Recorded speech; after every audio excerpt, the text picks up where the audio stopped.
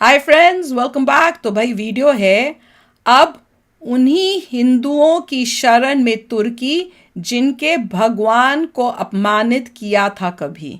वो तो है ही, क्योंकि देखो हम तो इरिस्पेक्टिव ऑफ रिलीजन उस कंट्री का के लोग कौन से रिलीजन के हैं या हम किस रिलीजन के और हम किस रिलीजन को हेल्प करें, देखना हमने तो पड़ेगा नहीं कि देखा। टर्की ने कब डिसरिस्पेक्ट किया था, देखना पड़ेगा। डिसरिस्पेक्ट तो नहीं किया, कब किया? अभी तो नहीं किया, पहले करते पहले होंगे। अगर टर्की ने किया था तो मुझे इतना पता नहीं, टर्की ने कब किया है देखना है। चलो देखते हैं, पर उनका तो स्टैंड है ही ना, जो पाकिस्तान के साथ था। हाँ, वो पाकिस्तान की यहाँ प्रॉब्लम तो अलग है। तो आप सोच ही सकते हो कि पाकिस्तान का उनका तो भी अपना ही थॉट चक्कर क्या है, है। वही। नहीं, टर्की तो हमेशा पाकिस्तान के साथ ही खड़ा रहा है, देखिए, तो उससे उनका भी थॉट दिखता ही है। जो पाकिस्तान का साथ दे रहा है तो सोच लो उसकी भी थिंकिंग कैसी होगी। तो चलो वीडियो शुरू करते हैं। वीडियो शुरू करने से पहले अगर आप चैनल पर नए हो और आपने अभी तक सब्सक्राइब नहीं किया तो जल्दी से पहले सब्सक्राइब के बटन और बेल आइकन को क्लिक कर लो, ताकि आपको हमारे सारे न्यू वीडियोस के नोटिफिकेशन मिल जाएं जैसे हम अपलोड करें। अगर आपको वीडियो पसंद आता है प्लीज लाइक एंड शेयर। चलिए शुरू करते हैं।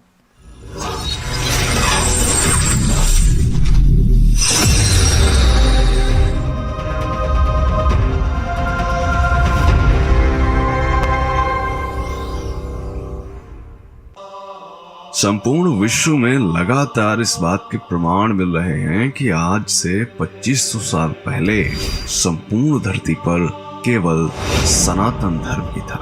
वर्तमान समय में जो इतिहास पढ़ाया जाता है उसमें सीरिया, असीरिया, बेबीलोनिया, मेसोपोटामिया आदि सभ्यताओं को ही सबसे प्राचीन सभ्यता मानकर उन्हीं से इतिहास आरंभ किया जाता है, जबकि यह संसार करोड़ों वर्ष प्राचीन है।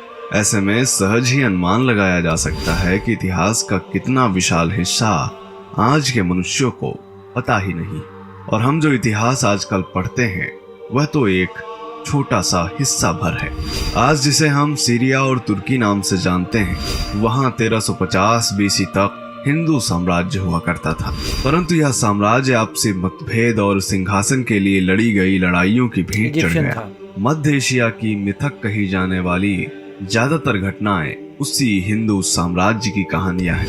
आप सोच रहे होंगे कि इन बातों का आज के समय से क्या लेना देना है, हजारों साल पहले क्या हुआ उसका हमारे आज से क्या संबंध है। तो दोस्तों, संबंध तो बहुत गहरा है, परंतु हम इतना ध्यान नहीं देते। जहां जहां धर्म समाप्त हुआ वहां वहां मनुष्यता भी समाप्त होती गई, और जहां जहां मनुष्यता समाप्त हुई वहां इंसान खुद एक शैतान बन गया। खैर, आज के इस वीडियो में हम तुर्की में आपदा के विषय में तो बताएंगे ही, साथ ही यह भी बताएंगे कि भारत क्यों आखिर एक विरोधी देश की मदद कर रहा है। तो दोस्तों बने रहिएगा हमारे साथ वीडियो के अंत तक, और कमेंट में हर हर महादेव जरूर लिखें। नमस्कार, स्वागत है आप सभी का दी साइंटिफिक हिंदू पर, और मैं हूं आपके साथ आपका दोस्त धीरेन्द्र। आजकल तुर्की में भीषण आपदा आई हुई है। तुर्की में आए भीषण शक्तिशाली भूकंप के चलते लगभग 20,000 से अधिक लोगों की मौत हो गई और हजारों लोग घायल हैं। सोशल मीडिया पर इस भूकंप के खूब वीडियोस वायरल हो रहे हैं जो भावुक कर देने वाले हैं। बहुत से लोग बेघर हो चुके हैं, हर तरफ हाहाकार मचा हुआ है। ऐसे में भारत लगातार तुर्की की मदद में लगा हुआ है, यह जानते हुए भी कि तुर्की ने भारत का सदैव ही विरोध किया।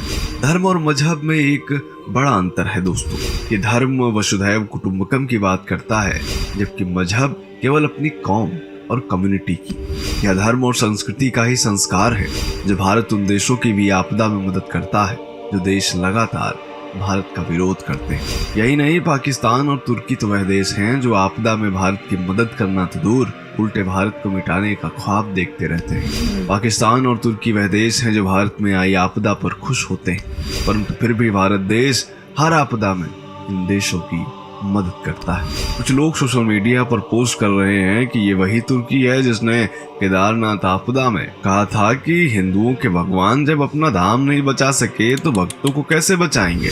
एक और यूजर ने लिखा कि हिंदू सनातन धर्म में विश्व का कल्याण हो या प्रार्थना की जाती है। तुर्की व सीरिया हमारे मित्र देश नहीं है, न ही हमारे धर्म के, फिर भी भारत सरकार मानवता दिखाकर मदद कर रही है। इसी तरह संजय नामक यूजर ने लिखा कि जब हमारे पवित्र केदारनाथ धाम में आपदा आई थी तब खुद को इस्लामी जगत का खलीफा कहने वाले तुर्की ने कहा था कि हिंदुओं के भगवान जब अपना धाम नहीं बचा सके तो मतलब वक्त को बोला था, कैसे कितने लोग बता बचाएंगे। रहे जम्मू हैं? कश्मीर में हमेशा आतंकवादियों और एर्दोगान ने बोला था, पाकिस्तान किसने का बोला था? सहयोग करने वाला तुर्की आज करा रहा है। आज बहुत सारे तुर्की सीरिया के लोग भूकंप में मारे गए, किंतु मेरा धर्म मुझे यह शिक्षा नहीं देता कि मैं इसे थैंक्स गिविंग डे कहकर पुकारूं। मेरे महान हिंदू सनातन धर्म में विश्व कल्याण के लिए वसुधैव कुटुंबकम सर्वे भवन्तु सुखिनः ही आदर्श वाक्य है, और उस मोदी जी भाव भी तो का एक जीवन बोलते हैं। जीने वाले मेरे देश के यशस्वी प्रधानमंत्री ने भारत के कट्टर विरोधी इस्लामी देश तुर्की की मदद के लिए तत्परता से हाथ बढ़ाया है। ये पहली बार नहीं हो रहा है कि कोई देश संकट में हो और भारत ने बिना पूछे एक दोस्त की तरह आगे बढ़कर उसकी मदद न की हो। धर्म और मजहब में यह भी एक बड़ा अंतर है कि मजहब केवल अपनी कौम और हुकूमत की बात करता है और धर्म पूरी दुनिया की। यह वही तुर्की है जिसने कश्मीर में धारा 370 हटने के 1 साल बाद भी भारत को कटघरे में खड़ा करने की कोशिश की थी। कश्मीर मुद्दे पर तुर्की के राष्ट्रपति ने पाकिस्तान का खुलकर साथ दिया था।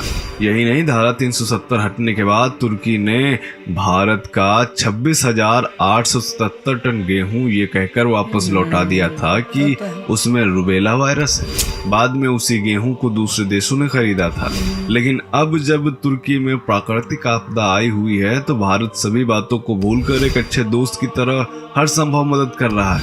ये सनातन संस्कार ही है जिससे भारत दशकों से जब भी दुनिया में आपदा आई तो भारत मदद करने में सबसे आगे रहा है।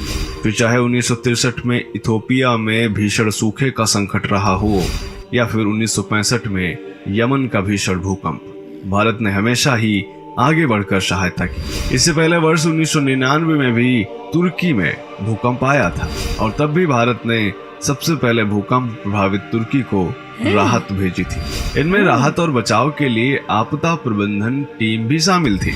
यही नहीं, हर बार पीठ में छुरा भी भोंकने किया वाले था। पाकिस्तान के लिए भी वर्ष 2005 में भारत ने दिल खोलकर मदद की, क्योंकि वहां भी भीषण भूकंप आया था।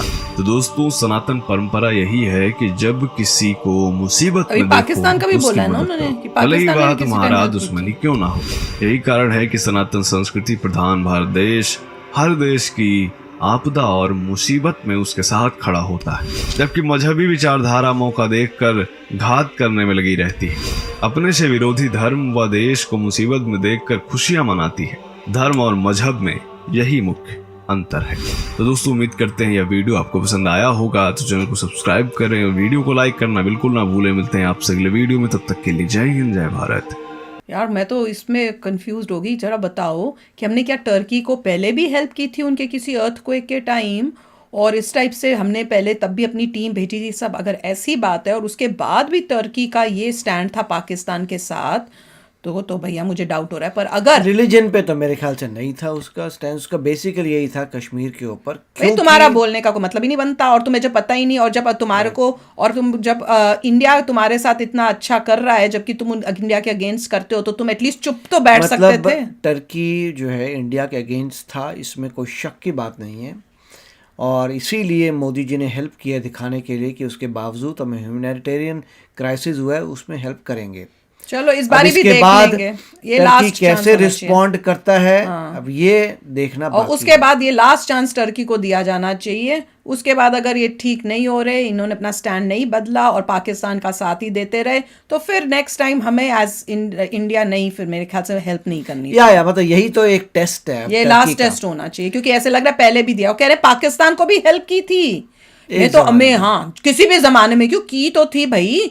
तुम क्या, तुम्हारी हेल्प की जाए, कोई हेल्प करे, तुम उस ये कैसे भूल सकते हो? और करनी तुम नहीं उसी चाहिए के थी, नहीं क्योंकि करनी चाहिए जिस थी। हिसाब से इससे पता चल रहा है नहीं करनी चाहिए। एंटी इंडिया पाकिस्तान है ओ, उसके हिसाब से करनी नहीं चाहिए थी, बिल्कुल। मगर जो भी किया गया है पुरानी गवर्नमेंट्स ने किया है। अब नहीं। और अब जो है मोदी जी तो अब बहुत ध्यान से देखते हैं, अब सभी लोग ऑब्जर्व करेंगे कि टर्की कैसे बिहेव करता है। बिल्कुल। और अगर बिहेवियर बिल्कुल चेंज नहीं होता तब इंडिया अपना चेंज करेगा प्रोसेस की। अगर देखो इतने के बाद भी अगर, मगर जिस हिसाब से कह रहे हैं कि उन्होंने दोबारा बोला है कि हमें हेल्प ऑपरेशन दोस्त को कि वापस आप स्टार्ट करिए, प्लीज आइए दोबारा हेल्प करिए, तो लग रहा है कि शायद वो सही रास्ते पे आ गए हैं। We are hoping, let's see, वो तो टाइम बताएगा। अभी तो let them recover from the situation and all, फिर देखेंगे कि क्या होता है। उससे हमें पता चलेगा कि हमारा अब आगे फ्यूचर में क्या स्टैंड होना चाहिए। तो चलो फ्रेंड्स, आप भी शेयर करना अपने थॉट्स। चलते हैं, मिलेंगे नेक्स्ट वीडियो में बहुत ही जल्द। Till then take care and bye bye. तो अगर आप मेरे इस चैनल पे नए हो तो जल्दी से सब्सक्राइब के बटन को हिट करो और बेल आइकन को क्लिक करो ताकि आपको मेरा जब नया वीडियो मैं लगाऊं आपको उसके बारे में जल्दी से पता चल जाए।